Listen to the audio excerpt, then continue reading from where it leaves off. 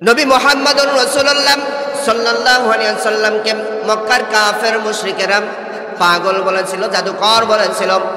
যুগে যুগে আল্লাহ রাব্বুল আলামিন মানুষদেরকে জানিয়ে দেওয়ার জন্য, যুগে যুগে মানুষদেরকে জানিয়ে দেওয়ার জন্য কোরআনুল কারীমে আল্লাহ তাআলা বলে দিলেন, জানিয়ে দিলেন, ওয়া ক্বালু ইয়া আইয়ুহাল্লাযী নুযিলা আলাইহিল যিকরু ইন্নাকা লামাজনুন।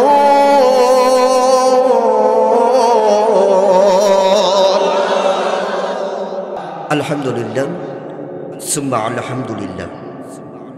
ঐতিহ্যবাহী ভোলা জেলার দৌলত খান উপজেলার আলহাজ রজব আলী মহাজন বাড়ির একতা যুব সংঘ ও এলাকাবাসীর যৌথ উদ্যোগে 2 দিনব্যাপী তৃতীয় বাৎসরিক তাফসীরুল কুরআন মাহফিলের উভয় দিনের সভাপতিত্ব আসন গ্রহণ করেছেন বিশিষ্ট সমাজসেবক, শিক্ষা অনুরাগী জনাব মোহাম্মদ সোহেল পাশা মহাজন।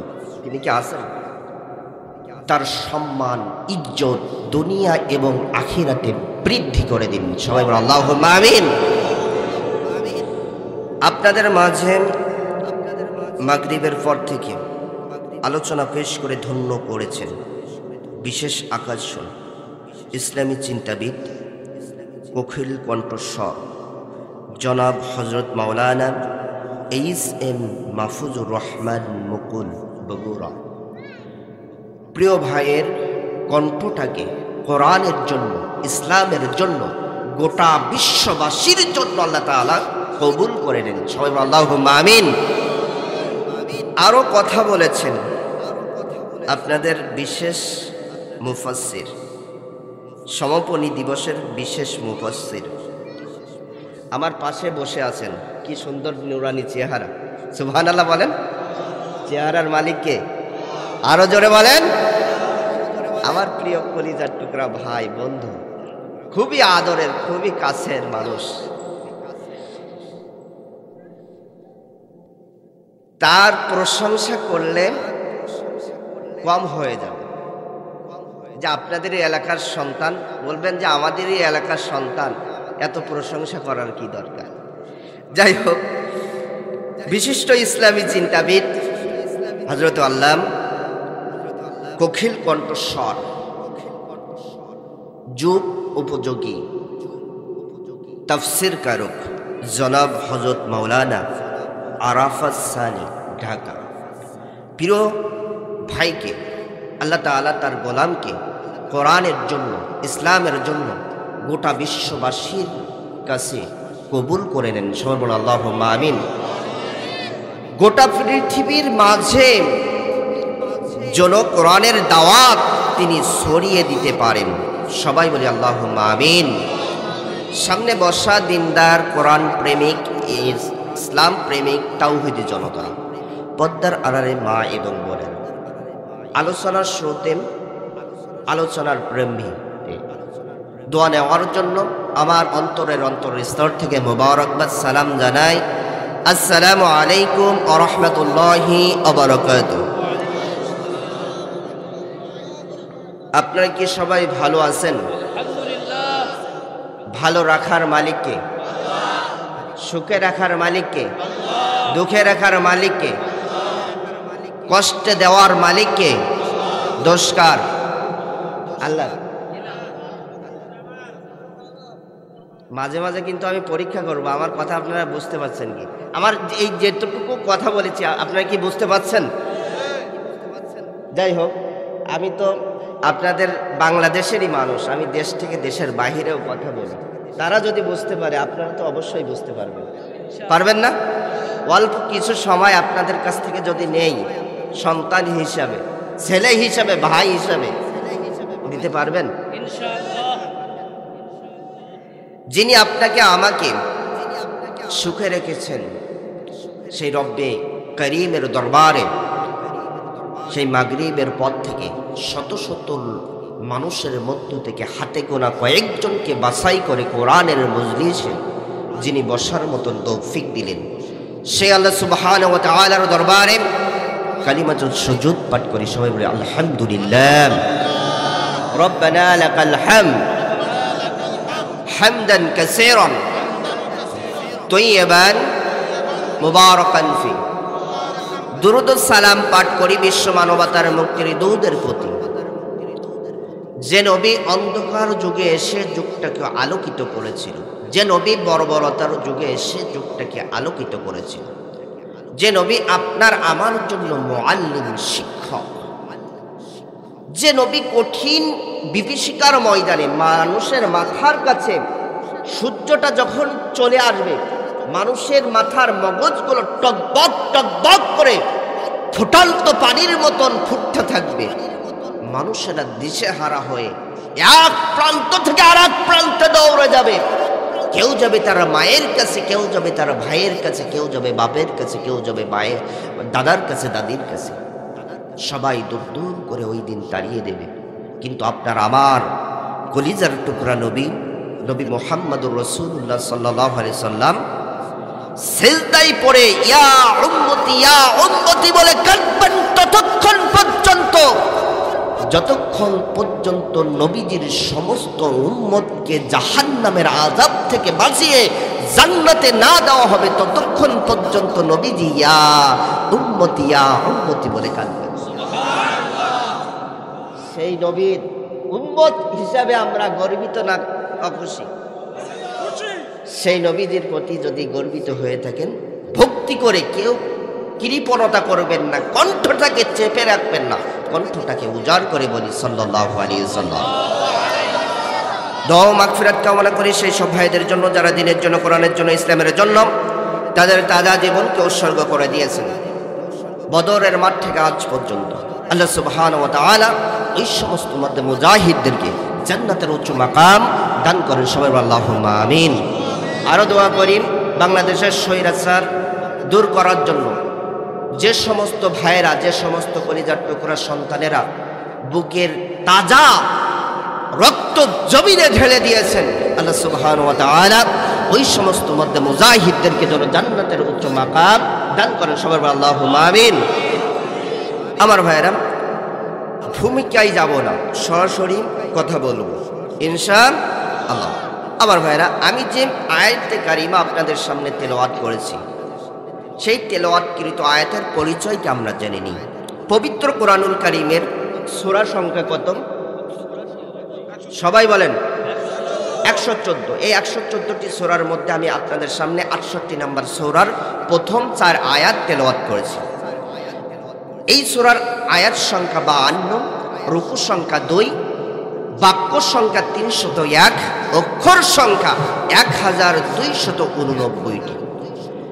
আমার ভাইয়েরা, এই সূরাটি নাজিল হয় মক্কায়, এ কারণে এই সূরাকে বলা হয় মাক্কি সূরা। এই সূরার 2টি নাম পাওয়া যায়। কয়টি নাম? সবাই কথা বলতে হবে। একটি হলো নুন, অপরটি হলো কলাম। নুন এবং কলাম এই 2টি নাম রাখা হয়েছে এই সূরার প্রথম আয়াতকে কেন্দ্র করে। সুবহানাল্লাহ।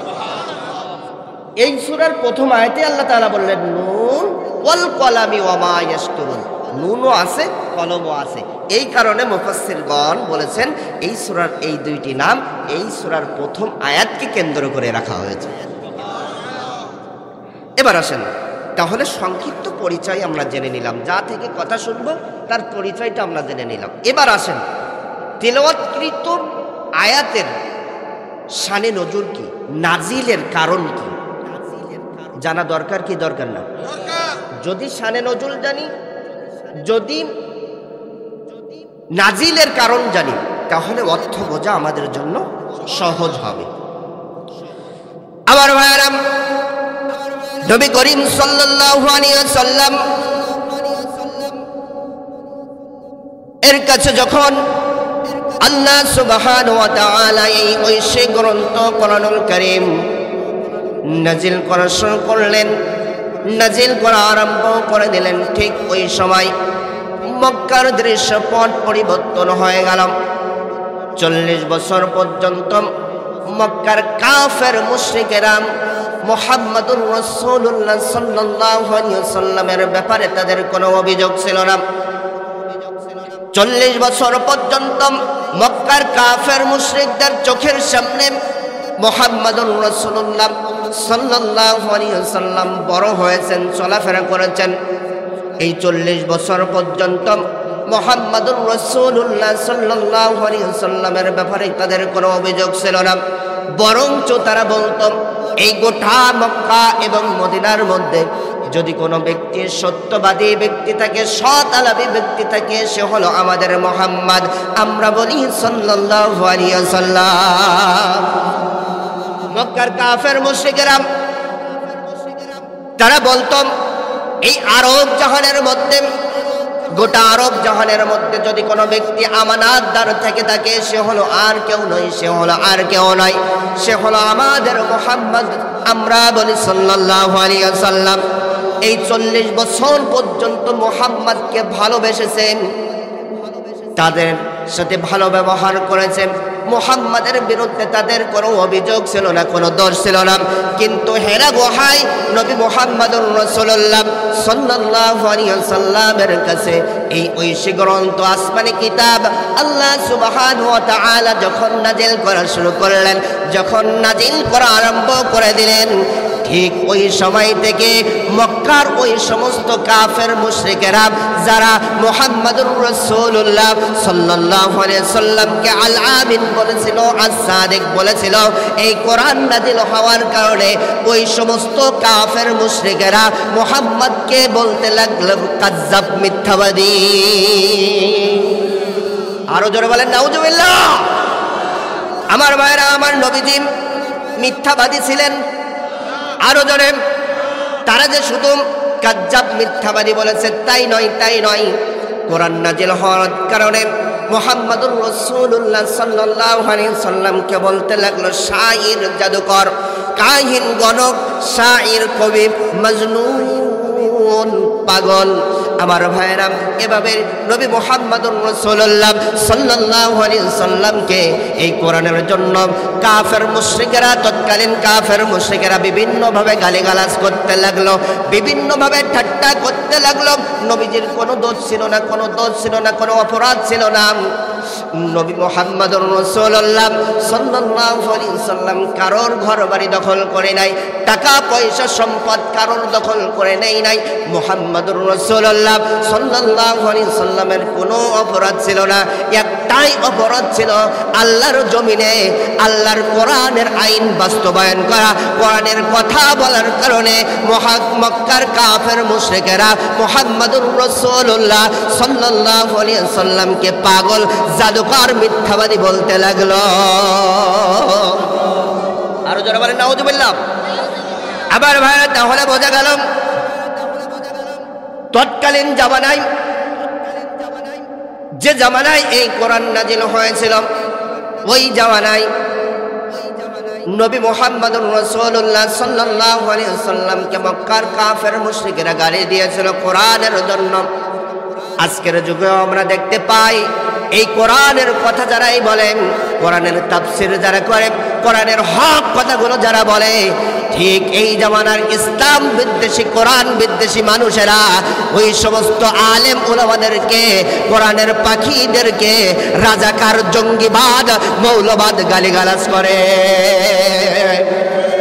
কথা বলেন আমার ভাইরা, লক্ষ্য করেন, খেয়াল করেন, নবী মুহাম্মাদুর রাসূলুল্লাহ সাল্লাল্লাহু আলাইহি ওয়াসাল্লামকে যখন মক্কার কাফের মুশরিকেরা পাগল বলতে লাগলো, জাদুকর বলতে লাগলো, মিথ্যাবাদী বলতে লাগলো, বিভিন্নভাবে গালিগালাজ করতে লাগলো, ঠাট্টা বিদ্রোহী করতে লাগলো, ঠিক এমন সময় আমার নবীজি যাতে মন খারাপ না করেন, আমার নবীজি যাতে হতাশাগ্রস্ত না হয়ে পড়ে, আমার নবীজি যাতে আপসেট হারিয়ে না ফেলেন, আমার নবীজি যাচ্ছে চিন্তা না করেন, সঙ্গে সঙ্গে আল্লাহ তাআলা নবীকে সান্ত্বনা দেওয়ার জন্য পবিত্র কোরআনুল কারীমের 68 নম্বর সূরা সূরাতুল কলমের প্রথম কয়েকটি আয়াত নাযিল করে দিলেন। নুন ওয়াল কলামি ওয়া মা ইয়াসতুরুন।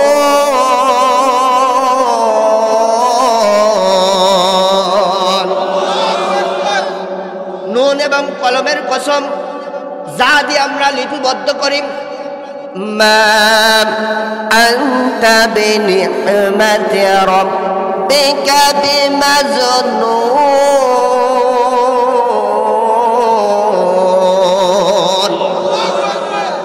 ও নবী, আপনি আপনার রবের অনুগ্রহে, আপনি আপনার রবের দয়ায় পাগল নন। আমি তোমার রব, আমি বলে দিলাম, আমি আপনাকে পাগল করে পৃথিবীতে পাঠাই না। আমার ভাইরা, নবী মুহাম্মদুর রাসূলুল্লাহ সাল্লাল্লাহু আলাইহি ওয়াসাল্লামকে মক্কার কাফের মুশরিকরা যখন পাগল বলতে লাগলো, জাদুকর বলতে লাগলো, আমার আল্লাহ তাআলা আয়াত নাযিল করে জানিয়ে দিলেন, ও নবী আপনি চিন্তা করবেন না, দুশ্চিন্তা করবেন না, আমি আপনার রব আপনাকে পাগল করে পাঠাই নাই, আমি আপনাকে পাগল করে পাঠাই নাই। বলি সুবহানাল্লাহ। আমার নবীজিকে মক্কার কাফের মুশরিকেরা পাগল বলেছিল, এটা কি আপনাদের বিশ্বাস হয়? হ্যাঁ, তৎকালীন জামানার নবীকে মক্কার কাফের মুশরিকেরা পাগল বলেছিল, এটা কি বিশ্বাস হয়? আমার ভাইরা,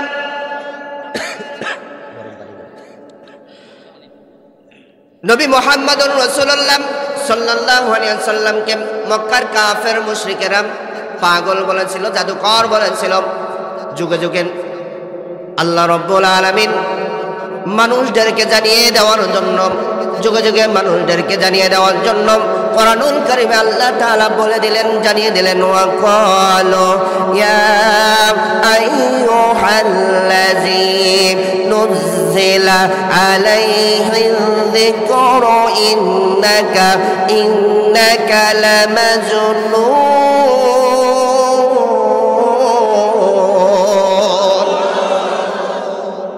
আল্লাহ রাব্বুল আলামিন পবিত্র কোরআনুল কারীমে জানিয়ে দিলেন, বলে দিলেন, মক্কার কাফের মুশরিকরা বলতো, এই কোরআন যার উপর নাজিল হয়েছে, ওই যে মুহাম্মদকে দেখা যায়, ওই মুহাম্মাদের উপর এই কোরআন নাজিল হয়েছে। ও মক্কার মানুষেরা, তোমরা এই মুহাম্মাদের কথা শুনবে না, তোমরা মুহাম্মাদের কথা শুনবে না, কারণ মুহাম্মদ পাগল, মুহাম্মদ পাগল, মুহাম্মদ পাগল। বলি নাউযুবিল্লাহ। আরো জোরে বলেন নাউযুবিল্লাহ। আমার ভাইরা, নবীকে পাগল সাব্যস্ত করার জন্য, নবীর নাম নিশানা মক্কার মানুষদের কাছ থেকে মুছে ফেলার জন্য তৎকালীন জামানার মক্কার রাষ্ট্রপ্রধান মিস্টার আবু জেহেল, নাম কি? আরো জোরে। ওই জামানার রাষ্ট্রপ্রধান আবু জেহেল সে ষড়যন্ত্র শুরু করল।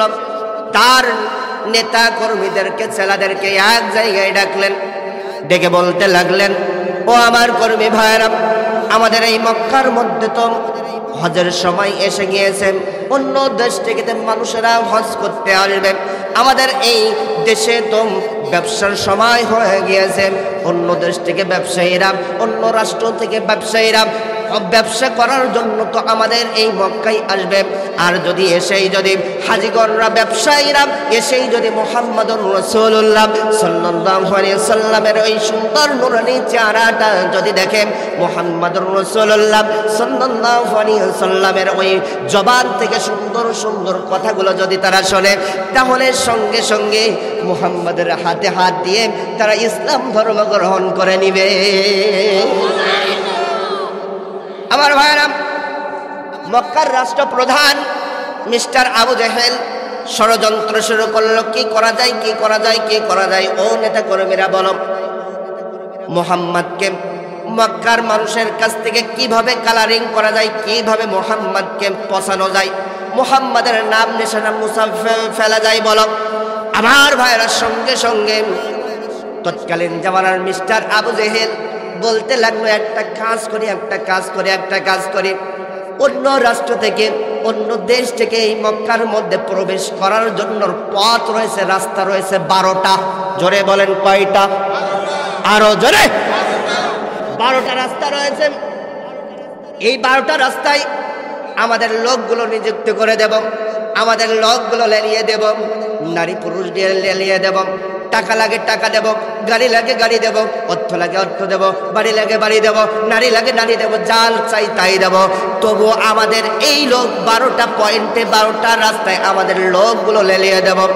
এদের কাজ হবে যারাই হজ করতে আসবে মক্কার বাহির থেকে, অন্য রাষ্ট্র থেকে, অন্য দেশ থেকে হজ করতে আসবে, তাদের কাছে গিয়ে বলবে, যারা ব্যবসা করতে আসবে তাদের কাছে গিয়ে বলবে, মক্কার মধ্যে একজন নতুন পাগলের আবির্ভাব হয়েছে, নাম তার মুহাম্মদ, নাম তার মুহাম্মদ, নাম তার মুহাম্মদ। ওই মুহাম্মাদের কাছে যাবে না, মুহাম্মাদের কাছে যাবে না, মুহাম্মদ পাগল, মুহাম্মদ পাগল, মুহাম্মদ পাগল, মুহাম্মদ পাগল বলি নাউযুবিল্লাহ। আমার ভাইরা, তৎকালীন জামানার মক্কার রাষ্ট্রপ্রধান আবু জেহেল চক্রান্ত করে মিলিয়ন মিলিয়ন টাকা খরচ করে মক্কার রাষ্ট্র থেকে মিলিয়ন মিলিয়ন টাকা খরচ করে ওই মক্কার 12টি পয়েন্টে লোক লাগিয়ে দিল, লোক লেলিয়ে দিল, নারী এবং পুরুষ দিয়ে। আমার ভাইরা, আমরাও দেখেছিলাম আমাদের বাংলাদেশের বুকে আলেম ওলামাদেরকে গ্রেপ্তার করার জন্য লেডি ফেরাউন খুনি হাসিনা সেও ষড়যন্ত্র করেছিল। সেও কেমন ষড়যন্ত্র করেছিল আমার ভাইরা, সে যে লক্ষ লক্ষ টাকা খরচ করে জঙ্গি নাটক সাজিয়ে আলেম ওলামাদেরকে গ্রেপ্তার করেছিল। ওই আবু জেহেল আর এই হাসিনা ইয়াকিম শুধুমাত্র দেশ আলাদা আর নাম আলাদা। কতক্ষণ আমার ভাইরা, মক্কার রাষ্ট্রপ্রধান মিস্টার আবু জেহেল ওই 12টি পয়েন্টে লোক লাগিয়ে দিলেন, লোক লেলিয়ে দিলেন। যেই আসে অন্য রাষ্ট্র থেকে, যেই আসে অন্য দেশ থেকে, যেই আসে হজ করার জন্য, ব্যবসা করার জন্য, তাদের কাছে গিয়ে গিয়ে বলে, ও হাজিগণেরা, ও ব্যবসায়ী ভাইয়েরা, তোমরা শোনো, তোমরা শোনো, এই মক্কার মধ্যে একজন নতুন পাগলের আবির্ভাব হয়েছে, নাম তার মুহাম্মদ। ওই মুহাম্মাদের কাছে যাবে না, মুহাম্মাদের কাছে যাবে না, মুহাম্মাদের কাছে যাবে না, কারণ মুহাম্মদ পাগল, মুহাম্মদ পাগল, মুহাম্মদ পাগল, মুহাম্মদ পাগল বলি নাউযুবিল্লাহ। আমার ভাইরা, যখন এই কথা বললেন, যারা হজ করতে এসেছিল, যারা ব্যবসা করতে এসেছিল, তারা বলতে লাগলো, এত বছর হজ করতে আসি এই মক্কায়, আজ পর্যন্ত কোনো একটা পাগল দেখলাম না, হঠাৎ কি এমন পাগলের আবির্ভাব হলো, যার থেকে আমাদেরকে সাবধান করার জন্য, সতর্ক করার জন্য মক্কার রাষ্ট্রপ্রধান মক্কার রাষ্ট্র থেকে মিলিয়ন মিলিয়ন টাকা খরচ করে। আমাদের হজ হয় হোক বা না হোক, আমাদের ব্যবসা হয় বা না হোক, আমরা এই মক্কার এই পাগল মুহাম্মদকে না দেখে বাড়ি যাব না। খেলাকার ومكروا ومكر الله والله خير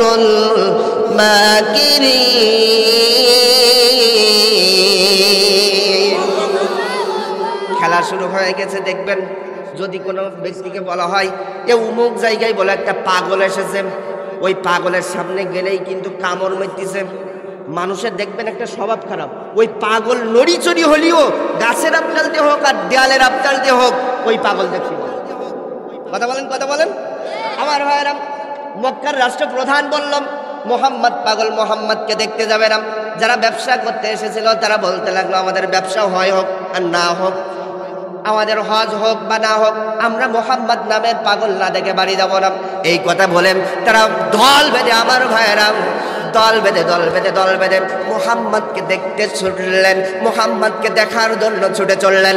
আমার ভাইয়েরা, যেতে যেতে যেতে যেতে যেতে যেতে তারা নিজেরাই বর্ণনা করেন, তারা নিজেরাই বর্ণনা করেন, আমরা মুহাম্মাদের দিকে যতই যাই ততই দেখি মুহাম্মাদের দিক থেকে আমাদের নাকের মধ্যে সুন্দর সুন্দর আতরের ঘ্রাণ ভেসে আছে। তারা যখন মুহাম্মাদের কাছে চলে গেলেন, যাওয়ার সঙ্গে সঙ্গে তারা দেখতে পেলেন, তারা অবাক হয়ে গেলেন, তারা দেখতে পেলেন একজন আর একজনের সাথে বলা বলি শুরু করলেন, আমরা আজ পর্যন্ত কত না পাগল দেখেছি, ওই পাগলগুলোর মাথার চুলগুলো থাকে এলোমেলো, ময়লা, উষ্ণ খুষ্ক। কথা বলেন, অগুছালো থাকে, উষ্ণ খুষ্ক থাকে, ময়লা থাকে, কিন্তু গায়ে থাকে ময়লা জামা, ছেঁড়া জামা, শরীর থেকে দুর্গন্ধ বের হয়। কিন্তু এই মক্কার মধ্যে মুহাম্মদ এ কেমন পাগল, এ কেমন পাগল। এই মুহাম্মদকে যতই আমরা দেখি ততই আমরা প্রেমে পড়ে যাই। রহমাতুল লিল আলামিন নাবিন রহমাতুল লিল আলামিন নাবিন কোরআনে প্রমাণ আশিক বিনে কে বুঝিবে আমার দয়াল নবীর শান উম্মত বিনে কে বুঝিবে আমার মায়ার নবীর শান কথা বলেন ঠিক কি না সবাই একটু আমার সাথে বলেন তো রহমাতুল লিল আলামিন নাবিন রহমাতুল লিল আলামিন নাবিন কোরআনে প্রমাণ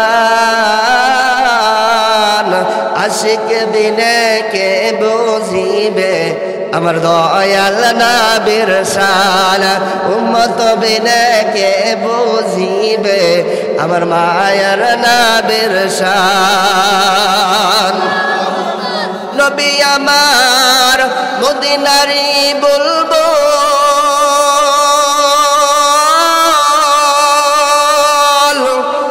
আমার আল্লাহ ভালোবেসে নামটি দিলেন হাবিবে রাসূল নবী আমার মদিনারি বলবো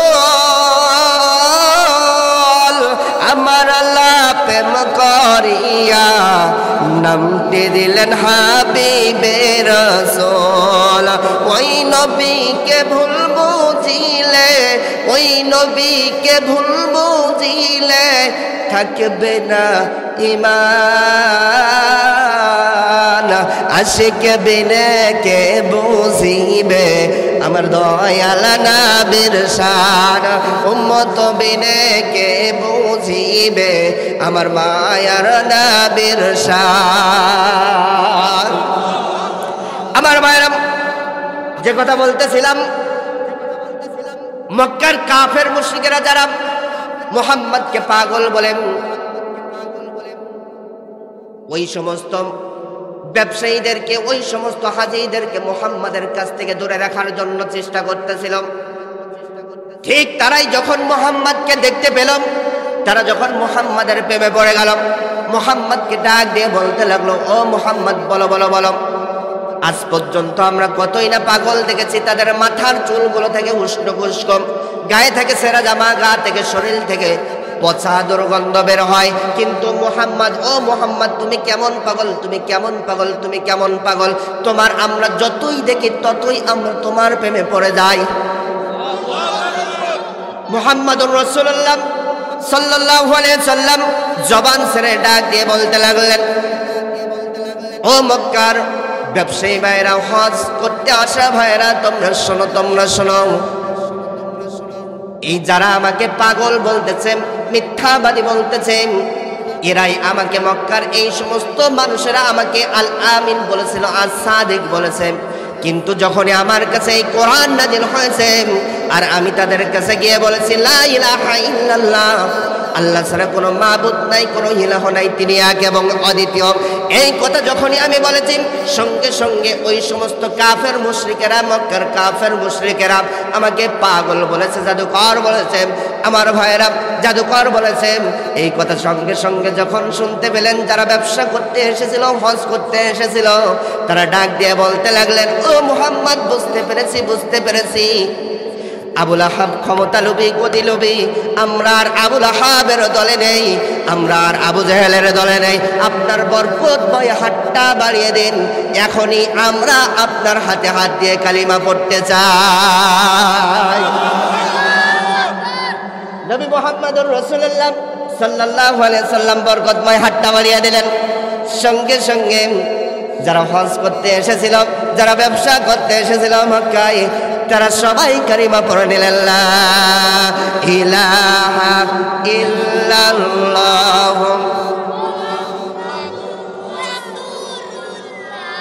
সাল্লাল্লাহু আলাইহি ওয়াসাল্লাম আমার ভাইরা নবীজি যখন কালিমা পড়ে নিলেন ইসলাম নবীজির কাছে যখন তারা কালিমা পড়ে নিলেন হজ করতে আসা মানুষেরা ব্যবসা করতে আসা মানুষেরা যখন কালিমা পড়ে নিলেন ইসলাম ধর্ম গ্রহণ করলেন এই সংবাদ যখন মক্কার রাষ্ট্রপ্রধান আবু জেহেলের কাছে চলে গেল আবু জেহেলের মাথায় হাত আরো জোরে জোরে বলেন মাথায় হাত সর্বনাশ আবু জেহেল বলতে লাগলো সর্বনাশ সর্বনাশ সবাই মাথা হাত দেন সর্বনাশ সর্বনাশ, কি করতে চাইলাম, কি হয়ে গেল, কি হয়ে গেল, কি হয়ে গেল। মোহাম্মদকে আমি পৌঁছাতে চাইলাম, মোহাম্মদকে মানুষের কাছ থেকে বিতরিত করতে চাইলাম, মোহাম্মদের নাম নিশানা মুছে ফেলতে চাইলাম। দেখি মোহাম্মদ এখন এই মক্কার মধ্যে ভাইরাল হয়ে গিয়েছে। আরো জোরে বলেন না সুবহানাল্লাহ। আমার ভাইরা, এবার লক্ষ্য করেন বাংলাদেশ জামাতে ইসলামের নাম এবং নিশানা লেডি ফেরাউন মুছে ফেলতে চাইল। আমার ভাইয়েরা, 1 তারিখ তারা নিবন্ধন, জামাতে ইসলামের নিবন্ধন বাতিল করলো। কয় তারিখ? আরো ধরে 1 তারিখ নিবন্ধন বাতিল করলাম। 1 গেল, 2 গেল, 3 গেল, 4 গেল, 5 গেল। যেই 5 আসলো ঠিক এমন সময় লেজ গুটিয়ে গণভবনের পিছনের দরজা দিয়ে পালাতে বাধ্য হলো। 5 তারিখ যাই হয়ে গেল, বাংলাদেশ জামাতে ইসলামের নাম সবার মুখে মুখে কে করে দিয়েছে? লাগলেন পাগল। আল্লাহ তাআলাও বললেন, মা আনতা বিনিহমাতি রাব্বিকা বিমাজনুন।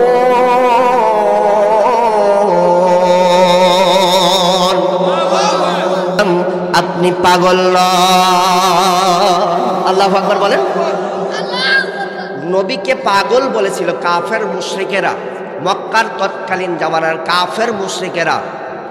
কোরআন হাদিস বিভিন্ন সিরাত গ্রন্থ আমি রিসার্চ করে খুঁজে খুঁজে নবীকে মক্কার কাফেররা 10টা কারণে পাগল বলতো। কয়টা কারণ? আরো 2 কারা হাত তোলেন। কয়টা কারণ? এই 10টা কারণ শুনতে চান? এবার হাত নামান। নবী যে পাগল নন, মা আনতা বিনি'মাতি রাব্বিকা বিমাজনুন, নবী আপনি পাগল নন। এই কথা বলার আগে এই সূরা আল্লাহ তাআলা একটা অক্ষর দিয়ে শুরু করেছেন। সেই অক্ষরটির নাম কি? আরো জোরে বলতে হবে। নুন। আরো জোরে বলেন। নুন। এই একটা অক্ষর দিয়ে আল্লাহ তাআলা সূরা কেন শুরু করলেন জানতে মন চাই কি চাই না? এরপর আল্লাহ তাআলা বললেন, নবী আপনি পাগল নন। এই কথা বলার আগে আল্লাহ তাআলা বললেন, ওয়াল কলামি ওয়া মা ইয়াসতুরুন, কলমের কসম খেলেন। আল্লাহ তাআলা তো বলতে পারতেন আপনি পাগল নন, তার আগে কেন কলমের কসম খেলেন জানার দরকার আছে না নাই? একটু সময় দেবেন তো? অলরেডি বলে 1 ঘন্টা হয়ে গেছে, কষ্ট হবে না তো আমার ভাইয়েরা? এবার আসেন, তাহলে নুন দিয়ে এই অক্ষরটা আল্লাহ তাআলা কেন তৈরি করলেন, সৃষ্টি করলেন, আসেন জেনে নিন। আমার ভাইয়েরা, অধিকাংশ মুফাসসিরগণ বলেছেন এই নুন হলাম হুরুফে মুকাত্তাআত, বিচ্ছিন্ন একটা অক্ষর। কোরআন মাজিদের মধ্যে 144টা অক্ষরে 114টা সূরা রয়েছে। এই 114টি সূরার মধ্যে আল্লাহ রাব্বুল আলামিন 29টি সূরা শুরু করেছেন এই হুরুফে মুকাত্তাআত শব্দ দিয়ে। কয়টা সূরা? 29টা। কয়টা সূরা? হুরুফে মুকাত্তাআত অক্ষর দিয়ে আল্লাহ তাআলা কয়টা সূরা শুরু করেছেন? 29টা। মুখস্থ করতে হবে কিন্তু। আমার ভাইরা, মজার ব্যাপার, আল্লাহ তাআলা কোন সূরা 1 অক্ষর দিয়ে শুরু করেছেন, আবার কোন সূরা 2 অক্ষর দিয়ে, আবার কোন সূরা 3 অক্ষর দিয়ে, আবার কোন সূরা 4 অক্ষর দিয়ে, আবার কোন সূরা 5 অক্ষর দিয়ে। আমার ভাইরা, যেমন 1 অক্ষর বিশিষ্ট সূরা পবিত্র কোরআনুল কারীমের 50 নম্বর সূরা কাফ ওয়াল কোরআনিল মাজিদ।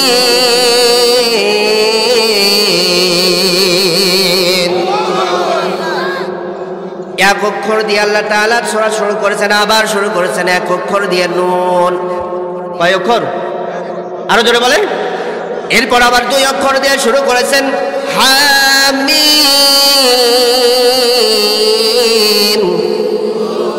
ইয়াসিন।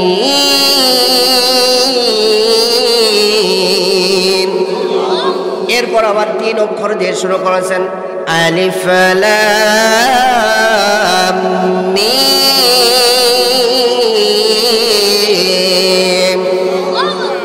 আবার 4 অক্ষর বিশিষ্ট অক্ষর দিয়ে শুরু করেছেন আলিফ লাম মিম সাদ। এরপরে 5 অক্ষর বিশিষ্ট সূরা অক্ষর দিয়ে শুরু করেছেন কাফ হা ইয়া আইন সাদ। আল্লাহু আকবার। এভাবে 1 থেকে 5 অক্ষর বিশিষ্ট হরফে মুকাদ্দাত অক্ষর দিয়ে 29টি সূরা যিনি শুরু করেছেন, গলার আওয়াজটা ভলিউমটা একটু বাড়িয়ে বলেন তো তিনি কে? আরো জোরে। বেশিরভাগ মুফাসসিরগণ এই হরফে মুকাদ্দাত অক্ষরগুলোর ব্যাপারে বলেছেন আল্লাহু আ'লামু বিমুরাদিন। এই হরফে মুকাদ্দাত দিয়ে আল্লাহ তাআলা কি উদ্দেশ্য করেছেন, কি এর অর্থ দুনিয়ার কেউ জানে না, কেউ জানে না। গলার আওয়াজটা বড় করে বলেন তো যিনি জানেন তিনি কে? আবার কেউ কেউ বলেছেন এই হরফে মুকাদ্দাত দিয়ে আল্লাহ তাআলা কাফেরদের বিরুদ্ধে চ্যালেঞ্জ ছুড়ে দিয়েছেন। কারণ হলো কাফেররা বলতো এই কোরআন হলো মানব রচিত গ্রন্থ। নাউজুবিল্লাহ বলেন। এটা কি মানুষের তৈরি? আরো জোরে। এটা মানুষের তৈরি না। কারণ কাফেররা বলতো এই কোরআন নাজিল হয়েছে আরবি ভাষাভাষীদের এলাকার, তাই কাফেররা বলতো এমন কিতাব আমরাও তৈরি করতে পারবো। আল্লাহ তাআলা এই সমস্ত অক্ষর দিয়ে হরফে মুকাদ্দাত অক্ষর দিয়ে কাফেরদের বিরুদ্ধে চ্যালেঞ্জ করে জানিয়ে দিলেন এমন একটা কোরআন তো দূরের কথা, একটা আয়াত সূরা তৈরি করে তোমরা দেখাও। তাও যদি না পারো একটা আয়াত, তাও যদি না পারো এমন একটা হরফে মুকাদ্দাত অক্ষর তোমরা তৈরি করে দেখাও। গলার আওয়াজটা বড় করে বলেন তো শুনি। আজ পর্যন্ত কি কোনো কাফের মুশরিকের বাচ্চা পেরেছে? কিয়ামত পর্যন্ত পারবে? তাও পারবে না। আমার ভাইরা, কেউ কেউ এই কারণে বলেছেন এই সমস্ত অক্ষর দিয়ে আল্লাহ তাআলা কাফেরদের বিরুদ্ধে চ্যালেঞ্জ ছুড়ে দিয়েছেন। যারা বলে এই কোরআন হলো মানব রচিত গ্রন্থ, তাদের বিরুদ্ধে চ্যালেঞ্জ ছুড়ে দিয়েছেন। আবার কেউ কেউ এই নুনের অর্থ করেছেন মাছ। কি আপনাদের এদিক তো মাছ, সব তো নদী, মাছ না, চেনেন তো? আমার ভাইরা, এই নুনের অর্থ কেউ কেউ বলেছেন মাছ। কোরআনুল কারীমে একজন নবীকে জান্নুন বলা হয়েছে, মাছওয়ালা নবী বলা হয়েছে। একজন নবীকে মাছ গিলে ফেলেছিল, ওই নবীর নাম কি? আরো জোরে বলেন। ইউনুস। আরো জোরে বলেন। আমাদের প্রধান উপদেষ্টার নাম কি? আজকের ওয়াজ হবে কিন্তু ইউনুস ইন্নে রাজি আছেন? রাগ করতেছেন ভাই? আমার ভাইরা, আল্লাহ তাআলা এই ইউনুসের নাম কোরআন মাজিদে 1 নয় 2 নয় 3টি নামে ডেকেছেন। ইউনুসকে কয়টি নামে? আরো জোরে। 1 নাম্বার হলো ইউনুস বলে ডেকেছেন। আল্লাহ তাআলা ইউনুসকে ভালোবেসে পবিত্র কোরআনুল কারীমের 114টি সূরার মধ্যে একটা সূরার নাম দিয়ে দিয়েছেন সূরাত ইউনুস। আমার ভাইরা, তাই শুধু না, এই সূরা বাদেও 6টি সূরাই, এই সূরা বাদ দিয়েও 6টি সূরাই ইউনুসের ব্যাপারে আল্লাহ তাআলা আলোচনা করেছেন। মজার ব্যাপার হলো 2 জন নবী পৃথিবীতে, যত নবী আলাইহিস সালাতু ওয়াস সালাম পৃথিবীতে এসেছেন এর মধ্যে 2 জন নবী, কয়জন নবী? 2 জন নবী মায়ের পরিচয়ে পৃথিবীতে বড় হয়েছিল কয়জন? একজন হলো ঈসা ইবনে মারিয়াম, মারিয়ামের সন্তান ঈসা, আর একজন হলো ইউনুস ইবনে মাত্তা, মাত্তার মেয়ের ছেলে ইউনুস। এই 2 জন হলো পৃথিবীতে মায়ের পরিচয়ে বড় হয়েছিল। সুবহানাল্লাহ বলেন। তাহলে ইউনুসকে কয়টি নামে কোরআনে ডেকেছে আল্লাহ? 1 নাম্বার হলো, আরো জোরে, আরো জোরে, ইউনুস বলে ডেকেছে। 2 নাম্বার হলো জান্নুন, মাছওয়ালা নবী। কি ওয়ালা নবী? 3 নাম্বার হলো সাইবুল হুদ। আমার ভাইরা, কেউ কেউ বলেছেন এই নুন দ্বারা ওই জান্নুন নবী ইউনুস নবীকে নবী আলাইহিস সালাতু ওয়াস সালামকে বোঝানো হয়েছে। এর কারণ এই ইউনুস আলাইহিস সালাতু ওয়াস সালাম তার কওমের উপর, তার সম্প্রদায়ের উপর, তার এলাকার মানুষের উপর রাগান্বিত হয়ে সেই এলাকা ছেড়ে চলে গিয়েছিল। সেও এমন বিরোধিতার সম্মুখীন হয়েছিল তার এলাকার মানুষদের কাছ থেকে। তার এলাকার মানুষেরা তাকেও বলেছিল পাগল, মিথ্যাবাদী। এই কারণে সে রাগ করে সেই এলাকা ছেড়ে চলে গিয়েছে। আমার ভাইরা এই ঘটনা কোরআনে আছে না নাই? আরো জোরে বলেন, আরো জোরে। আল্লাহ তাআলা পবিত্র কোরআনুল কারীমের 21 নম্বর সূরা সূরাতুল আম্বিয়ার 87 নম্বর আয়াতে সুন্দর করে জানিয়ে দিলেন, বলে দিলেন ওয়াজান্নুনি ইয যাহাবা মুগাদিবান ফাজান্না আল্লান নাকদিরা আলাইহি ফানাদা ফিল যুলুমাতি আল্লা ইলাহা ইল্লা আনতা সুবহানাকা ইন্নী কুনতু মিনাল জালিমিন।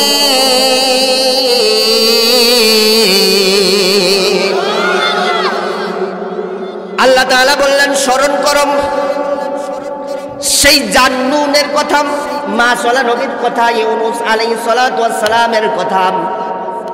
আমি ইউনুস আলাইহিস সালাতু ওয়াস সালামকে যে এলাকার মাঝে পাঠিয়েছিলাম নবী হিসাবে, যে সম্প্রদায়ের মাঝে, যে কওমের মাঝে আমি প্রেরণ করেছিলাম নবী হিসাবে, ওই এলাকায় ওই সম্প্রদায়ের কাছে ইউনুস আলাইহিস সালাতু ওয়াস সালাম দীর্ঘদিন দিনের দাওয়াত দিয়েছিল, আখিরাত থেকে মানুষদেরকে ভয় দেখিয়েছিল।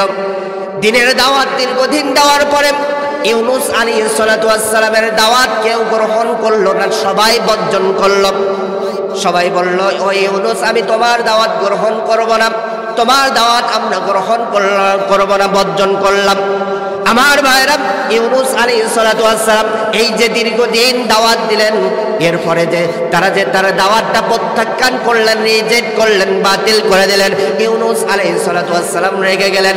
রেগে যাওয়ার সঙ্গে সঙ্গে ইউনুস আলাইহিস সালাতু ওয়াস সালাম আল্লাহর সিদ্ধান্ত আসার সঙ্গে আগেই তিনি সিদ্ধান্ত দিয়ে দিলেন, আগামী 3 দিনের মধ্যে, ও আমার এলাকার মানুষেরা তোমরা শুনে নাও, আগামী 3 দিনের মধ্যে আল্লাহ তাআলা তোমাদেরকে আযাব এবং গজব দিয়ে তোমাদেরকে ধ্বংস করে দিবে। আরো জোরে বলেন আল্লাহু আকবার। কয়দিন? আরো জোরে বলেন। আমার ভাইরা 3 দিন সময় দিলেন। 3 দিন সময় দিয়ে ইউনুস আলাইহিস সালাতু ওয়াস সালাম তিনি অজানা গন্তব্যের দিকে রওনা হলেন। রাগ করে তার এলাকা ছেড়ে চলে গেলেন, বাড়িঘর ছেড়ে চলে গেলেন।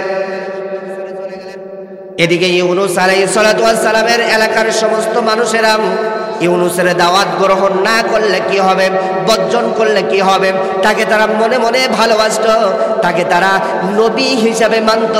ইউনুস যে আল্লাহ তাআলার পক্ষ থেকে নবী হিসাবে পৃথিবীতে এসেছে, তারা সেটা মেনে নিয়েছিল। সুবহানাল্লাহ। কিন্তু দাওয়াত তারা গ্রহণ করেননি, দিনের দাওয়াত গ্রহণ করেননি। এটাও তারা মানত যে আগামী 3 দিনের মধ্যে আল্লাহ তাআলা আমাদের উপর গজব দিবেন, আমাদেরকে ধ্বংস করে দিবেন। তারাও যখন কিছু নমুনা দেখতে শুরু করলো, সঙ্গে সঙ্গে তাদের গবাদি পশু নিয়ে, শিশু বাচ্চাদেরকে নিয়ে এলাকা ছেড়ে, বাড়িঘর ছেড়ে জঙ্গলের মধ্যে চলে গেল। কোন জায়গায়? আরো জোরে বলেন। জঙ্গলের মধ্যে চলে গেলেন, বনের মধ্যে চলে গেলাম। বনের মধ্যে যাওয়ার সঙ্গে সঙ্গে আমার ভাইয়েরা লক্ষ্য করেন, খেয়াল করেন, মনোযোগ দিয়ে শুনবেন। বন জঙ্গলের মধ্যে যাওয়ার সঙ্গে সঙ্গে ইউনুস আলাইহিস সালাতু ওয়াস সালামের এলাকার মানুষেরা আল্লাহ তাআলার আসমানের দিকে তাকিয়ে ডাক দিয়ে বলতে লাগলেন, ও আল্লাহ, আমরা গুনাহ করে ফেলেছি, পাপ করে ফেলেছি, আমাদেরকে তুমি মাফ করে দাও। আমরা তওবা করলাম, আমরা এমন কাজ আর আমরা করব না, আমাদেরকে তুমি মাফ করে দাও, মাফ করে দাও, মাফ করে দাও। আমার ভাইয়েরা সঙ্গে সঙ্গে আল্লাহ রাব্বুল আলামিন তাদের তওবা কবুল করে নিলেন। হাদিসের মধ্যে পাওয়া যায়, কোন সম্প্রদায় বা কোন মানুষ পাপাচারে নিমজ্জিত হওয়ার পরে অনুতপ্ত হয়ে যদি আল্লাহ তাআলার কাছে তওবা করতে পারে, আল্লাহ তাআলার কাছে ফরিয়াদ করতে পারে, আল্লাহ তাআলা তার তওবা কবুল করে তার জীবনের সমস্ত গুনাহ মাফ করে দিবেন। আরো জোরে বলেন আল্লাহু আকবার। আমার ভাইরা, ইউনুস আলাইহিস সালাতু ওয়াস সালামের এলাকার সমস্ত মানুষের তওবা আল্লাহ তাআলা কবুল করলেন, মাফ করে নিলেন। তাদেরকে যখন মাফ করে দিলেন, তাদের উপর যখন আযাব এবং গজব দিয়ে তাদেরকে ধ্বংস করল না, এই কথা যখন ইউনুস আলাইহিস সালাতু ওয়াস সালামের কানে যখন চলে গেল, ইউনুস আলাইহিস সালাতু ওয়াস সালাম মনে মনে চিন্তা করতে লাগলো, এখন যদি আমি আমার বাড়িতে চলে যাই, আমি যদি আমার এলাকায় চলে যাই, আমি যদি আমার গ্রামে চলে যাই, আমি যদি আমার মহল্লায় চলে যাই, তাহলে মানুষেরা আমাকে পাগল বলবে, আমাকে মিথ্যাবাদী বলবে। কারণ ওই সময় মিথ্যাবাদী কেউ যদি সাব্যস্ত হয়ে থাকে তাহলে তাকে মৃত্যুদণ্ড দেওয়া হতো, মেরে ফেলা হতো। আমার ভাইয়েরা, ইউনূস আলাইহিস সালাতু ওয়াস সালাম মনে মনে চিন্তা করলেন, আমিও যদি বাড়ি যাই তাহলে মিথ্যাবাদী বলে আমাকেও মেরে ফেলবে, তারা আমাকে পাগল বলবে, মানুষেরা আমাকে নিয়ে কি সমালোচনা করবে কি না করবে। এই চিন্তা করে তিনি আর এলাকায় চলে গেলেন না, তার বাড়িতে চলে গেলেন না। তিনি অজানা গন্তব্যের দিকে রওনা হলেন। যেতে যেতে যেতে যেতে যেতে যেতে বিশাল বড় একটা নদী পড়লো বা সমুদ্র পড়লো।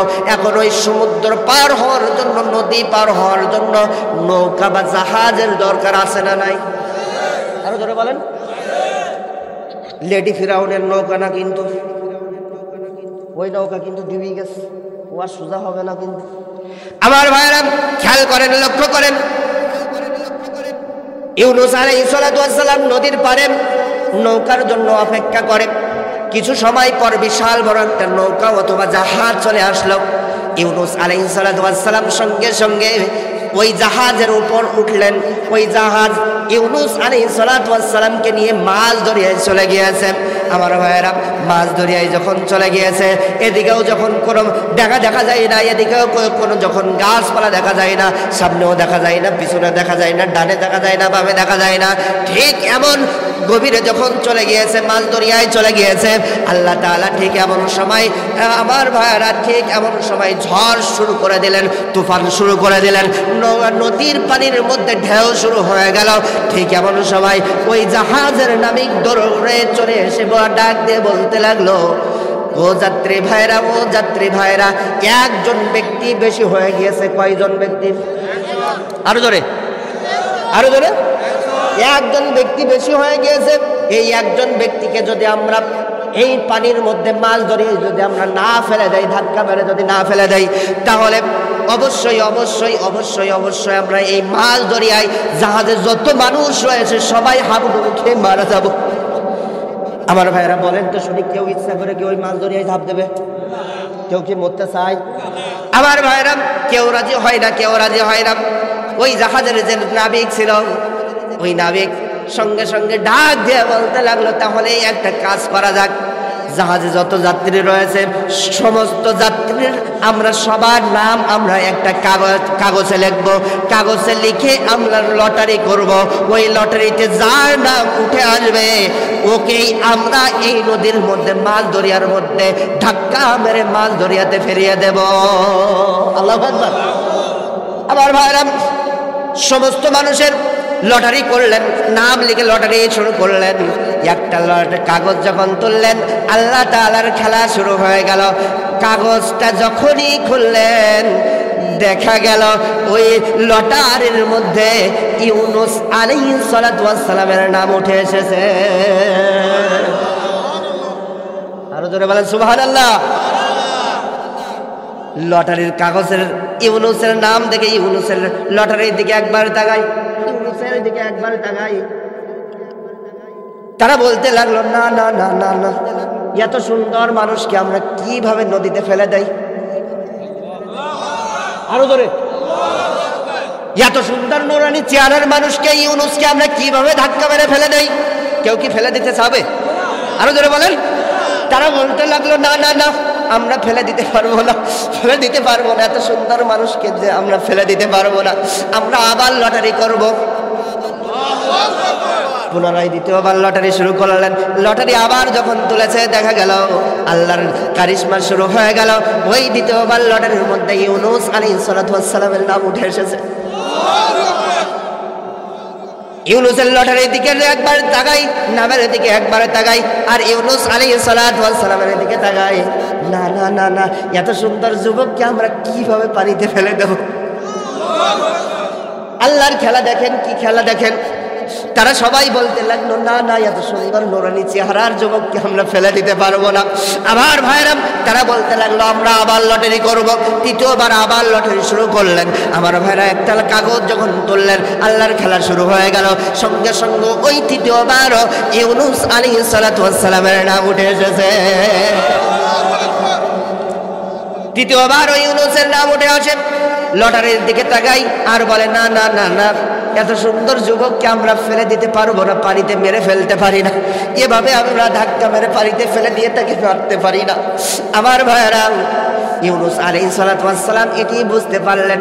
আমার ভাইরা বলেন তো শুনি, প্রত্যেক নবী আলাইহিস সালাতু ওয়াস সালামের এই চেহারার মধ্যে মায়া এবং ভালোবাসা আর নূর যিনি দিয়েছিলেন তিনি কে? আরো জোরে। যারা 5 ওয়াক্ত নামাজ পড়ে তাদের চেহারার মধ্যে দেখবেন আলাদা রকম একটা মায়া, আলাদা রকম একটা মহাব্বত, আলাদা রকম একটা ভালোবাসা, আলাদা রকম একটা নূর রয়েছে। কথা বলেন, কথা বলেন। আপনাদের এলাকার মসজিদের ইমাম সাহেবের বেতন কত? হ্যাঁ,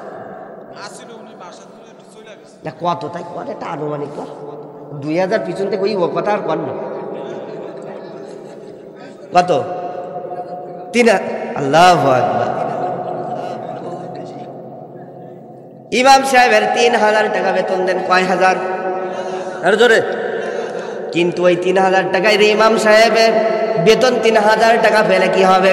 ওই ইমাম সাহেবের দিকে একবার তাকাবেন, চেহারার দিকে তাকাবেন, দেখবেন আলাদা রকম একটা ভালোবাসা, আলাদা রকম একটা মোহাব্বত, আলাদা রকম একটা মায়া, আলাদা রকম একটা নূর তার চেহারার মধ্যে চিকচিক করতেছে। কথা বলেন, কথা বলেন। যারা 5 ওয়াক্ত নামাজ পড়েন দেখতে কালো হলেও তাদের চেহারার মধ্যে একটা আলাদা রকমের গেলেস, আলাদা রকম একটা মায়া ভালোবাসা রয়েছে। কথা বলেন, ঠিক না? আছে কিনা? কালো হোক, তা যদি 5 ওয়াক্ত নামাজ পড়ে একটা আলাদা রকম, কারণ উজু করলে মুখের মধ্যে, চেহারার মধ্যে যে জায়গায় উজুর পানি পড়বে, গেলেস ওই জায়গায় যিনি দিয়ে দিবেন তিনি কে? আমার ভাইয়েরা, 5 ওয়াক্ত নামাজ পড়লে চেহারার মধ্যে গেলেস হয়। আর যারা আলগা টাকা ইনকাম করেন, হারাম পথে ইনকাম করেন, অবৈধ পথে ইনকাম করেন, ডাল চুরি, গম চুরি, রড চুরি, রডের বদলে বাল ডাই, আছে আছে, টেন্ডার চুরি করেন, এই টেন্ডার চুরি করে লক্ষ লক্ষ লক্ষ লক্ষ কোটি কোটি টাকার মালিক সেও হতে পারে, কিন্তু তার চেহারার মধ্যে হারামির প্রতিচ্ছবি আছে না নাই? দেখলেই মনে হয় মদখোর, গাঞ্জাখোর, ইয়াবাখোর। দলিল নিয়ে যান, টাটকা দলিল। গত সিজনে যে প্রধানমন্ত্রী ছিল, যাদের মন্ত্রী মিনিস্টার যারা ছিল, মিডিয়ার সামনে আসলে মনে হতো এক একটা মদখোর, গাঞ্জাখোর, ইয়াবাখোর। হ্যাঁ, আর একটু প্রমাণ দেবো। স্বরাষ্ট্রমন্ত্রী যে ছিল, পূর্বে যে ছিল, হ্যাঁ, নাম নিচ্ছে রে, ভাষণ তো নাম দেওয়া যাবে না, ওই স্বরাষ্ট্রমন্ত্রীর চেহারার দিকে যেই তাকাতো সেই বলতো একটা গাঞ্জাখোর, মদখোর, ইয়াবাখোর, ইয়াবা খেয়ে এখন মিডিয়ার সামনে। আমার ভাইয়েরা, মিথ্যা কথা। আঙ্কেল মিথ্যা কথা কিভাবে বলেন? ঢাকা কাউরান বাজারে প্রমাণ পাওয়া গেছে, কাউরান বাজারে ব্যবসায়ীদের কাছ থেকে লক্ষ লক্ষ টাকা চাঁদা দাবি করে বিদেশে পাঠিয়ে দিয়েছে। তার চেহারার মধ্যে হারাম করে প্রতিছবি দেবে, তাতে কার ছবি দেবে? কারণ আমি তো আগেই বলেছি, 3000 টাকা হালাল পথে ইনকাম করেন, চেহারার মধ্যে গ্যালেস থাকবে।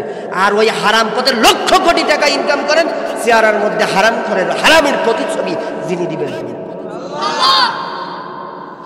আমার ভাইরা, তাহলে ইমাম সাহেবদের চেহারার মধ্যে নূর আছে না নাই?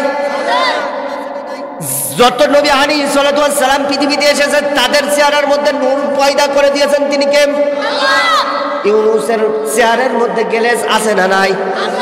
ইউনুস আলাইহিস সালাতু ওয়াস সালামের চেহারা দেখে আর বলে, না না না না না না, ইউনুসকে আমরা ফেলে দিতে পারি না, এত সুন্দর ভাইকে আমরা কিভাবে ফেলে দেই, কিভাবে ধাক্কা মেরে পানিতে ফেলে দেই। আমার ভাইরা, সঙ্গে সঙ্গে ইউনুস আলাইহিস সালাতু ওয়াস সালাম এটি বুঝতে পারলেন, ডাক দিয়ে বললেন, ও যাত্রী ভাইরা, ও যাত্রী ভাইরা, ও যাত্রী ভাইরা, ও জাহাজের যাত্রী ভাইরা, বুঝতে বুঝতে পেরেছি আমাকে ফেলে দিতে তোমরা দ্বিধাদ্বন্দ্বের মধ্যে পড়ে যাচ্ছ। ঠিক আছে, তোমাদেরকে আমাকে ফেলে দিতে হবে না, ধাক্কা মারতে হবে না। আমি নিজেই এই মাছ দরিয়ায় নদীর মধ্যে ঝাঁপ দিচ্ছি। এই বলে ইউনুস আলাইহিস সালাতু ওয়াস সালাম ওই মাছ দরিয়ায় ঝাঁপ মারলেন। আমার ভাইরাম, ঝাঁপ মারার সঙ্গে সঙ্গে, পানিতে পড়ার সঙ্গে সঙ্গে বিশাল বড় একটা মাছ তাকে গিলে ফেললো। আল্লাহু আকবার। আরো জোরে বলেন। কোন কিতাবের মধ্যে পাওয়া যায় ইউনুস আলাইহিস সালাতু ওয়াস সালাম তিনটা অন্ধকারের মধ্যে নিমজ্জিত হলেন। ত্রিবেদী অন্ধকারের মধ্যে নিমজ্জিত হলেন। তিনটা অন্ধকারের মধ্যে নিমজ্জিত হলেন। কয়টা? আরো জোরে। এক নম্বর অন্ধকার, রাতের অন্ধকার। এই রাতের অন্ধকার আছে না নাই? রাতের অন্ধকার। দুই নম্বর অন্ধকার হলো, যারা সমুদ্র বিজ্ঞান নিয়ে লেখাপড়া করেছেন তারা জানেন সমুদ্রের তলদেশটা হলো অন্ধকার। কথা বলেন। সমুদ্রের তলদেশের অন্ধকার দুই নাম্বার অন্ধকার, সমুদ্রের তলদেশের অন্ধকার। তিন নাম্বার অন্ধকার হলো মাছের পেটের অন্ধকার। আছে না না? এই তিনটা অন্ধকারে যখন পড়ে গেলেন ইউনুস আলাইহিস সালাতু ওয়াস সালাম, যদি ওই সমুদ্রের তলদেশ থেকে মাছের পেটের ভিতর থেকে যদি আপনাদের এই ভোলা কি ইউনিয়ন কি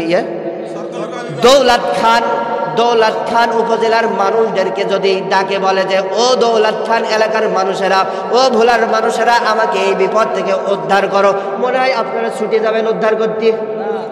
যাবেন না? কেন? পাবেন না? মনে হয় বাংলাদেশের কেউ পারবে, পৃথিবীর কেউ পারবে? আমার ভাইয়েরা, যিনি পারবেন তিনি কে? আরো জোরে। আবার ভাইরা, ইউনুস আলাইহিস সালাতু ওয়াস সালাম তিনিও বুঝতে পারলেন আমার এই বিপদ থেকে কেউ বাঁচাইতে পারবে না, কেউ বাঁচাইতে পারবে না, আমাকে একজন বাঁচাইতে পারেন। গলার আওয়াজটা বড় করে বলেন তো তিনি কে? ইউনুস আলাইহিস সালাতু ওয়াস সালাম বললেন আমার এই বিপদ থেকে কেউ বাঁচাইতে পারবে না, কেউ বাঁচাইতে পারবে না, কেউ বাঁচাইতে পারবে না। আমার বাপ দাদা নেতা খেতা কেউ বাঁচাইতে পারবে না। সঙ্গে সঙ্গে ইউনুস আলাইহিস সালাতু ওয়াস সালাম ওই মাছের পেটে, সমুদ্রের তলদেশ থেকে মাছের পেটে দীর্ঘদিন আল্লাহ তাআলার কাছে সাহায্য চাইলেন। যেভাবে সাহায্য চেয়েছিলেন ওই দোয়াটি আমরা অনেকেই জেনে থাকি, দোয়ায়ে ইউনুস। কথা বলেন। যাদের মুখস্থ আছে সবাই আমার সাথে বলেন, ইউনুস আলাইহিস সালাতু ওয়াস সালাম মাছের পেটে দোয়া করতে লাগলেন, লা ইলাহা ইল্লা আনতা সুবহানাকা ইন্নী কুনতু মিনাজ জালিমিন।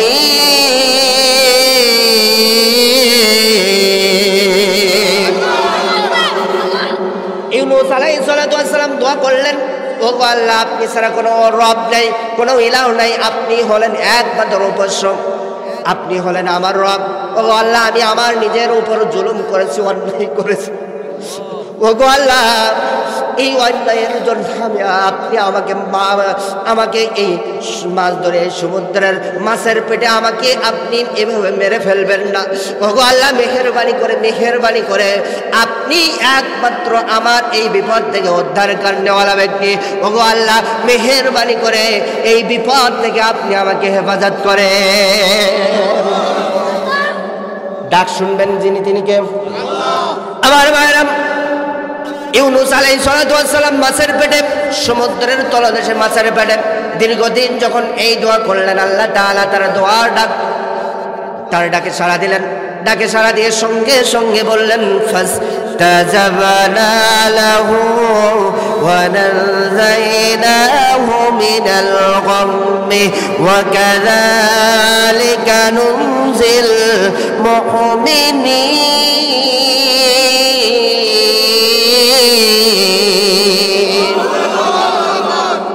আল্লাহ তাআলা সঙ্গে সঙ্গে বললেন, আমি ইউনুসের ডাকে সাড়া দিলাম, আমি ইউনুস আলাইহিস সালাতু ওয়াস সালামকে তার বিপদ, ওই কঠিন বিপদ থেকে উদ্ধার করলাম। আর জোরে বলেন। আল্লাহ তাআলা এই আয়াতে এরপরে আমাদের কথা বললেন। কাদের কথা? আরো জোরে বলেন। আর এইভাবে বুকে হাত দেন। কাদের কথা বললেন? কাদের কথা বললেন? আমাদের কথা বললেন। আল্লাহ তাআলা বললেন, ওয়া কাযালিকা নুনজিল মুমিনিন।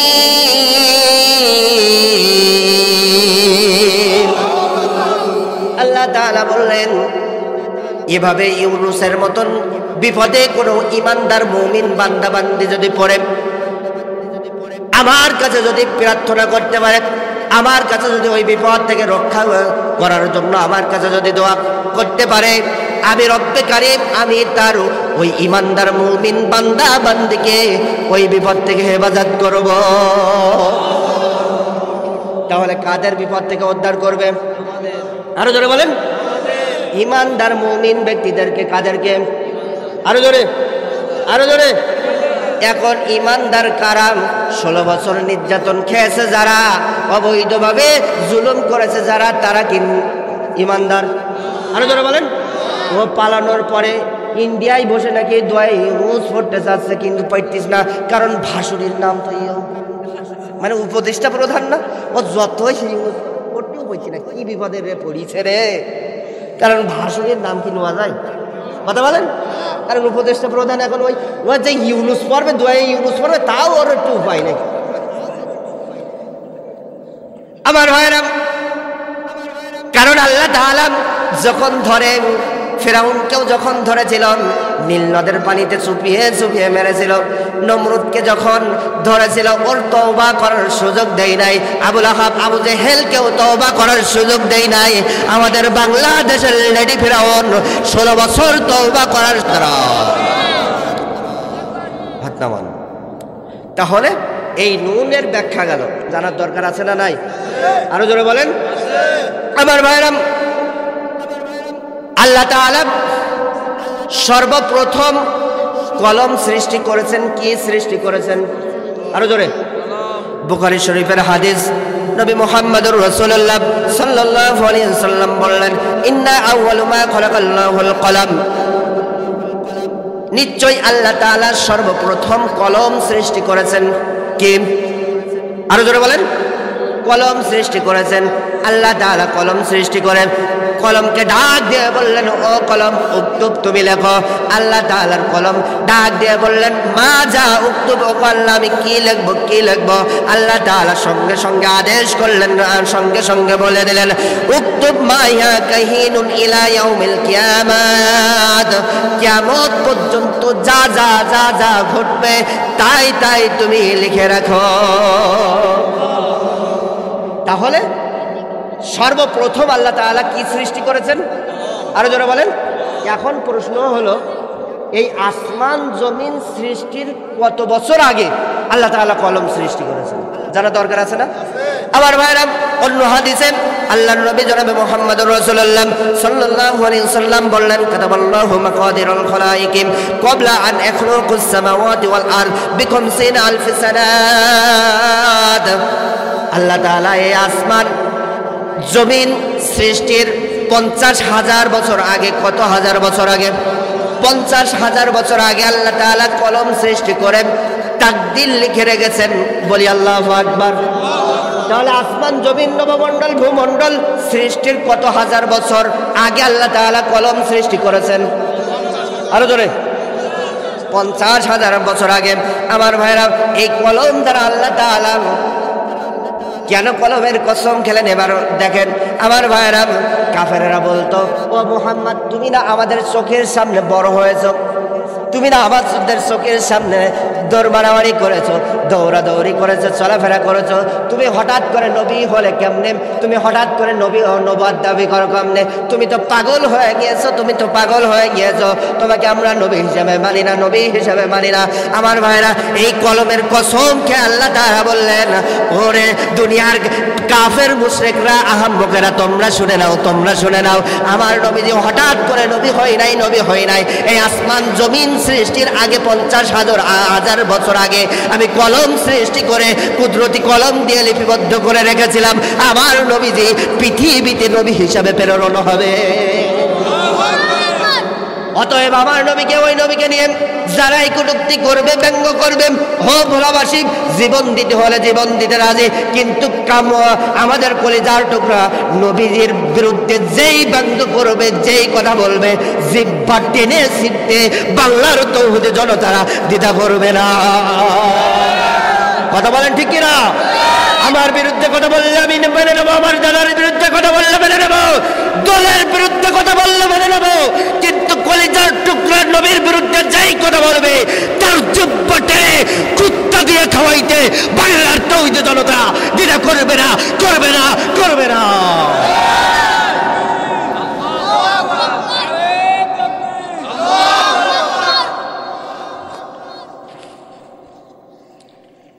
আমার ভাইরা, তাহলে আমার নবীজি কি হঠাৎ করে নবী হয়েছেন?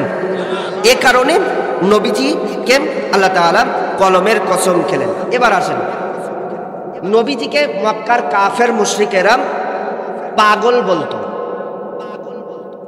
এই পাগল বলতো 10টি কারণ। কয়টি কারণ?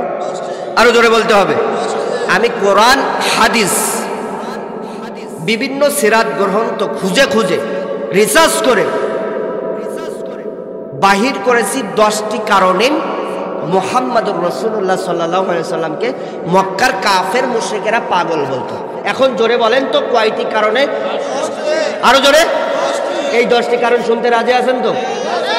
আমার ভাইরা, 1 নম্বর কারণ মুহাম্মদুর রাসূলুল্লাহ সাল্লাল্লাহু আলাইহি সাল্লামকে মক্কার কাফেররা পাগল বলতো। 1 নম্বর কারণ। কয় নম্বর কারণ?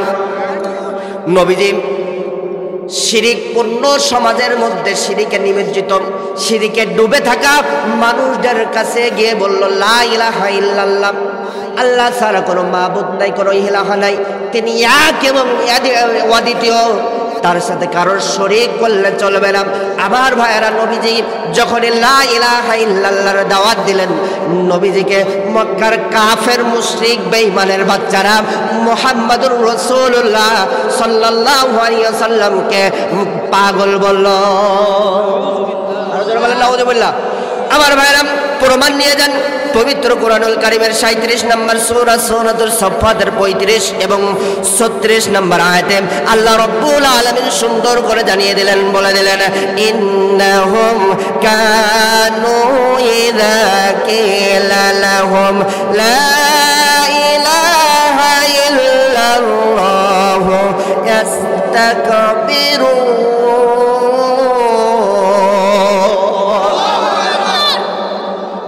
আল্লাহর নবী জনাবে মুহাম্মদুর রাসূলুল্লাহ সাল্লাল্লাহু আলাইহি সাল্লাম যখন কাফেরদের কাছে গিয়ে, শিরকে নিমজ্জিত মানুষদের কাছে গিয়ে, শিরকে ডুবে থাকা মানুষদের কাছে গিয়ে বলল, লা ইলাহা ইল্লাল্লাহ, আল্লাহ ছাড়া কোনো মাবুদ নাই, কোনো ইলাহা নাই, এই কথা শোনার সঙ্গে সঙ্গে কাফেররা ইস্তাকবিরুন, অহংকার করলো, দাম্ভিকতা দেখালো। এরপরে কি বললো দেখেন, আল্লাহ তাআলা বললেন, ওয়ায়াকুলুনা আইন্না লাতারিকু আলিহাতিনা লিসাইরিম মাজনুন।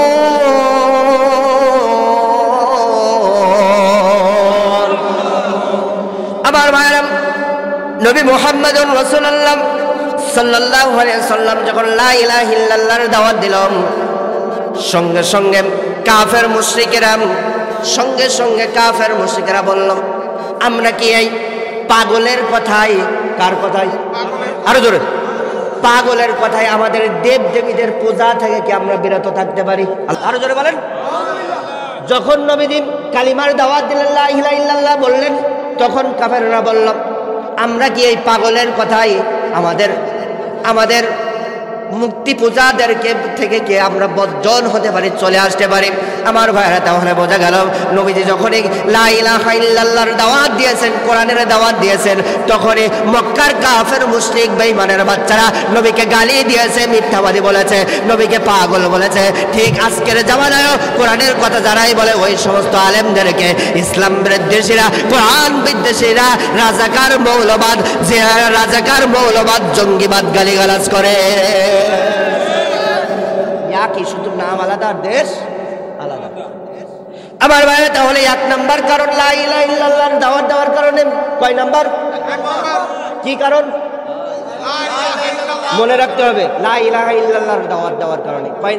কি কারণে? 2 নম্বর কারণ, নবী মুহাম্মদুর রাসূলুল্লাহ সাল্লাল্লাহু আলাইহি সাল্লাম যখন নবুয়ত প্রাপ্ত হলেন, নবুয়ত প্রাপ্ত হয়ে নবী মুহাম্মদুর রাসূলুল্লাহ সাল্লাল্লাহু আলাইহি সাল্লাম আল্লাহ তাআলার কাছ থেকে নবুয়ত প্রাপ্ত হলেন। সঙ্গে সঙ্গে নবীজি শিরকপূর্ণ সমাজের কাছে চলে গেলেন। শিরকে নিমজ্জিত থাকা, শিরকে ডুবে থাকা মানুষদের কাছে চলে গেলেন। গিয়ে বললেন, ও মক্কার মানুষেরা, তোমরা শোনো, তোমরা শোনো, তোমরা শোনো, আমাকে আল্লাহ তাআলা নবী হিসাবে প্রেরণ করে দিয়েছে। কি হিসাবে? আরো জোরে বলেন। আমাকে নবুয়তি দিয়ে আল্লাহ তাআলা পাঠিয়েছেন। সঙ্গে সঙ্গে কাফের মুশরিকরা বলতে লাগলো, ও মুহাম্মদ, তুমি না আমাদের চোখের সামনে বড় হয়েছো, তুমি না আমাদের চোখের সামনে চলাফেরা করতে, তুমি কিভাবে নবুয়ত পেলে? তুমি কিভাবে নবী দাবি করে? ও মুহাম্মদ, ও মুহাম্মদ, বুঝতে পেরেছি, বুঝতে পেরেছি, তুমি পাগল হয়ে গিয়েছো। আরো ধরে বলেন। আমার ভাইরা, প্রমাণ ছাড়া কথা হবে না।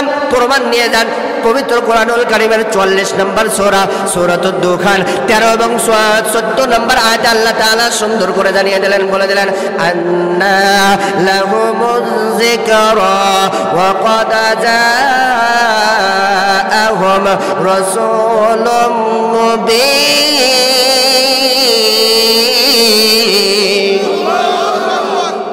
আল্লাহ তাআলা নবীকে যখন নবুয়তি দিয়ে প্রেরণ করলেন, নবীজি গিয়ে যখন গিয়ে বললেন, আমি ওয়াকাদ জাআহুম রাসূলুম মুবিন,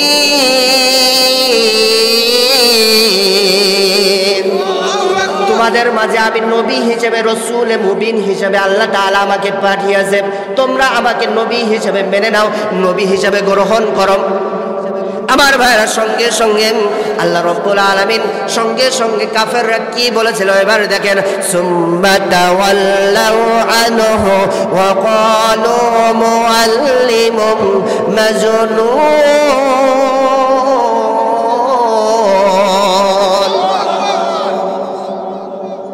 আমার ভাইরা, সঙ্গে সঙ্গে সঙ্গে সঙ্গে সঙ্গে সঙ্গে কাফেররা বললাম, সুম্মা তাওয়াল্লাউ আনহু, তারা মুহাম্মদকে অস্বীকার করল, তারা গ্রহণ করলো না, নবী হিসাবে মানল না।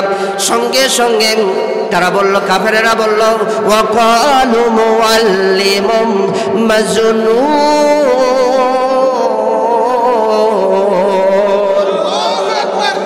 এ দেখি প্রশিক্ষণ প্রাপ্ত শিক্ষিত পাগল। কি বললেন? মুআল্লিমুম মাজনুন, এর ব্যাখ্যা, এর অর্থ হলো প্রশিক্ষণ প্রাপ্ত শিক্ষিত পাগল। নাউযুবিল্লাহ। যখন নবী বললেন, আমি তোমাদের মাঝে নবী হিসাবে প্রেরণ হয়েছি, নবুয়তি আমার গ্রহণ করো, আমার হাতে বায়াত গ্রহণ করো, সঙ্গে সঙ্গে তখন বললেন, এ দেখি শিক্ষিত প্রশিক্ষণ প্রাপ্ত পাগল।